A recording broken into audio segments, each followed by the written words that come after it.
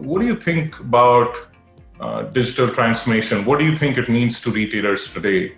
And also, if you can comment on one or two use cases in the store. Mm-hmm. I really am a believer that store, very much contrary to what we see a lot of news reports these days, stores are not dying or dead in any way.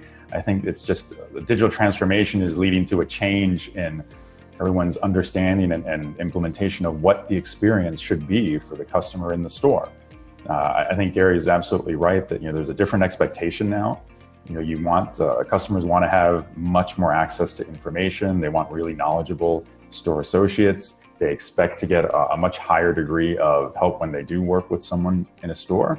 And they expect it to be a much easier, I think, and simpler experience because of all the technology that's available. So I think that's the main, to me, the main area we see digital transformation affecting the store. I think the challenges raised on your point about bandwidth intensive applications is really spot on, because a lot of mall environments really are challenging. There's no doubt there.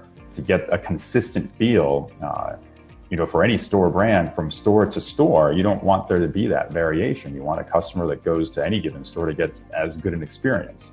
So I think there's definitely a need for applying, what I like to call those enabling technologies that aren't necessarily the ones that the customer sees directly, but they're the ones that help make the experiences better for the customer, because it manages the access to whatever bandwidth is available. I think that's critical for all of these new applications.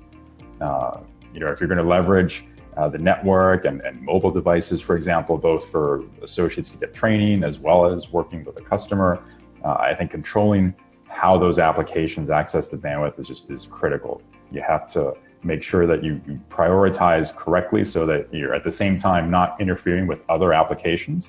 You certainly can't let those kind of applications affect your POS performance. And likewise, if you've got guest Wi-Fi in the store, you can't let that affect an associate's ability to pull up product information on a mobile screen with a customer. If it takes more than a few seconds for that information to come up, I think customers will walk away. One good example I'll give you, we worked with a customer in the UK that sells mobile devices and mobile electronics, and they were doing exactly that. They were equipping all their associates with tablets and some custom applications to allow them to help with that selling process. And when they first rolled it out on the networks they had, they found that the associates really complained about the performance. It was too inconsistent. They couldn't reliably access the information. So what happened? They just put the devices away and went back to their old way of selling. But the brand, wanted to get this rolled out ahead of a holiday shopping season, and they had a defined metric. They wanted to see a 40% increase in conversion rates from having this application. And we were able to help them get to that metric with some solutions that did exactly what I described. It helped manage access to bandwidth in the application so they didn't have to upgrade networks, but got the user experience that in that particular example, it was a user experience combined, right, with the customer and the associate, because they were both looking at the same screen. But they were able to do it. They got everything rolled out, and they saw, when they looked at the numbers after the holiday season, they saw that 40% increase in conversions they wanted. Just as a function of using the right tools.